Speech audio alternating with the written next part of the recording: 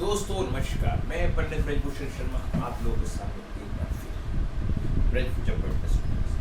दोस्तों मेरे पास बहुतों के आग्रह करने पर मैंने एक वैदिक का कोर्स चालू करा है। ज्योतिष कैसे सीखो, वैदिक कैसे सीखो। वैदिक ज्योतिष समय पुरानी विधा है और ज्योतिषी की माँ है, और इसे सीखने के लिए हम लोग बड़े परेशान होते हैं और हम लोगों के मन में भय बिठा हुआ है कि हम वैदिक ज्योतिष नहीं सीख पाएंगे। दोस्तों जो पहले वैदिक ज्योतिष थी आज भी वही है, पर समय समय पे उसके अंदर ग्रह निवारण के तरीकों को बदला गया है। मैं उन तरीकों को बदलने के आपको एक्सप्लेन करना चाहता हूं, और मैं ये चाहता हूं हर व्यक्ति से कि वो वैदिक ज्योतिष जरूर सीखे। जब तक वैदिक ज्योतिष नहीं सीखेगा तब तक उसकी कोई भी विधा कारगर और सफल नहीं है।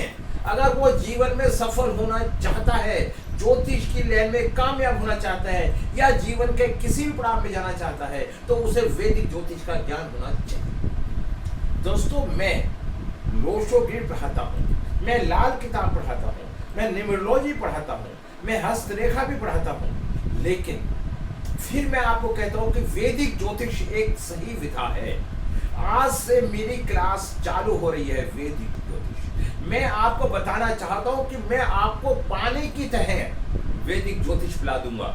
जो लोग मन में भय मान लेते हैं कि वैदिक ज्योतिष नहीं सीख पाऊंगा, वो मेरी क्लास में आए। 2 महीने का मैं बेसिक कोर्स उनका प्रिपेयर कर दूंगा, फिर वो अपने आप भी सीख सकते हैं।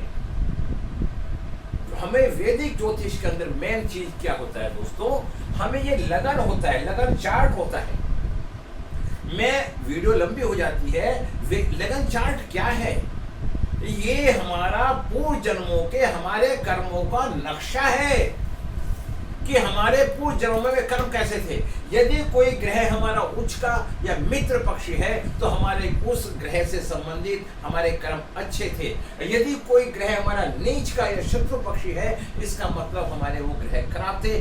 उस ग्रह से संबंधित हमने पिछले जन्म में कुछ बुरा कार्य किया है, जिस कारण से वो ग्रह खराब हो गए। जब अच्छा समय होता है तब अच्छे ग्रह उस समय पृथ्वी पे वो इंसान जन्म लेते हैं, अच्छे ग्रह उस व्यक्ति के साथ जुड़ जाते हैं। जब बृहस्पति उच्च का होता है, शनि उच्च का होता है, शुक्र उच्च का होता है, हर ग्रह 9 के 9 ग्रह जब अपनी अच्छी स्थिति में होते हैं, उच्च के होते हैं, तो अच्छे लोग उस समय संसार में आते हैं। और जो ग्रह जब जब नीच का होता है, शत्रु पक्ष होता है, तब तब जिन लोगों ने जीवन में बुरे कर्म करे हैं, दोस्तों ये सब कर्मों की गाथा है। हम इस लीला को नहीं समझ पाते। मर गए ज्ञानी ध्यानी, और ईश्वर की लीला ईश्वर ने ही जानी। आज तो कोई इस लीला को नहीं जान पाया, लेकिन हमारे कर्मों की रचना के द्वारा हम अपना इतिहास स्वयं अपने आप लिख सकते हैं। हमें जब ये मालूम हो जाता है कि हमारा ये ग्रह खराब है, तो हम अपने ग्रह को ठीक करने के लिए हम उपाय का, कर्म का सहारा लेते हैं। और अगर हम भगवान की जो भक्ति करते हैं, उससे हम अपने नेचर को बदलते हैं। दोस्तों जन्म तिथि तो हम नहीं बदल सकते, उन ग्रह नक्षत्रों को तो हम नहीं बदल सकते, लेकिन अपने अच्छे कर्मों के द्वारा अपनी मानसिक सोच को बदल के उस गलत कार्य से बच के सही रास्ते पे जा सकते हैं। बस ज्योतिष इतना ही है। लोगों को ये नहीं पता, लोग सोचते हैं ज्योतिष पंडित जी के पास जाओ, पंडित जी हमारा भला कर देंगे। पंडित जी आपको भली शिक्षा दे सकते हैं, पर भला नहीं कर सकते। ये आपका सोचने का तरीका है।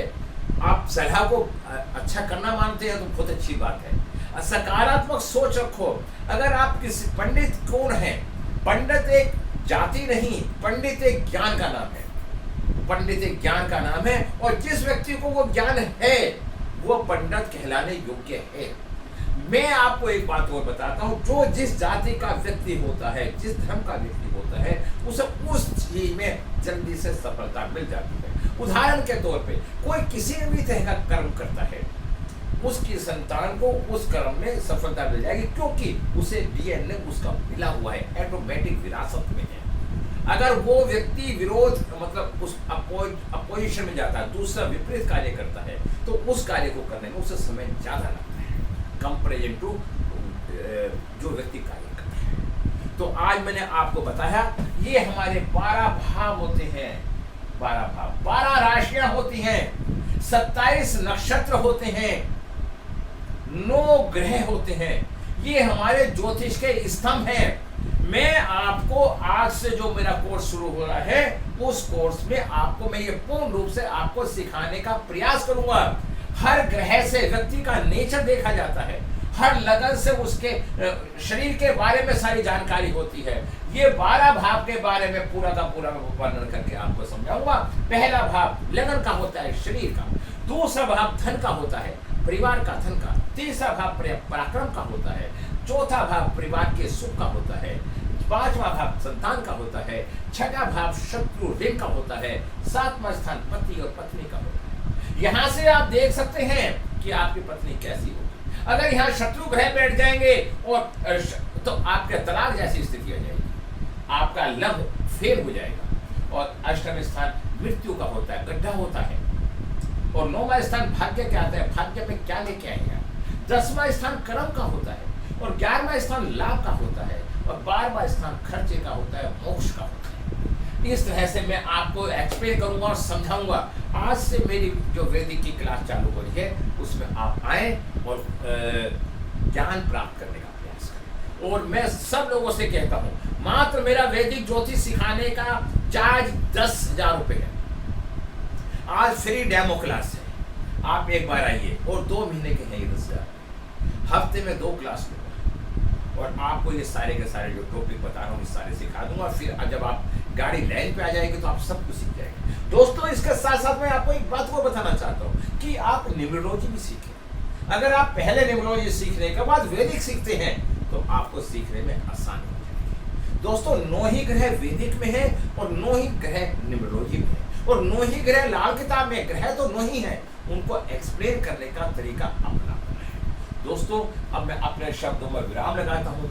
ज्योतिष सीखो, आप मेरी क्लास में आओ और आपको अच्छा लगेगा। और मैं फिर आप लोगों से एक बार निवेदन करता हूँ कि जो व्यक्ति किसी कारण से पैसे नहीं भी दे पाता, न्यूमरोलॉजी की फीस देके उसे मैं वैदिक भी सिखा दूंगा। एक क्लास की फीस देगा, उसे दूसरी क्लास की जानकारी दे दूंगा। मैं आपसे निवेदन करता हूँ और हर ग्रह को समझाऊंगा कैसे कैसे क्या समस्या। इन्हीं शब्दों के साथ मैं अपने शब्दों को विराम लगाता हूँ। यदि किसी व्यक्ति को अपनी कुंडली दिखवानी है, अपने बच्चे की एजुकेशन देखनी है या बच्चा क्या करेगा जीवन में, वो सारी की सारी बातें मैं आपको बताऊंगा। क्या बच्चा विदेश जाएगा, क्या बच्चे की लव मैरिज होगी या अरेंज होगी, क्या बच्चा नौकरी करेगा, क्या बच्चा व्यापार करेगा।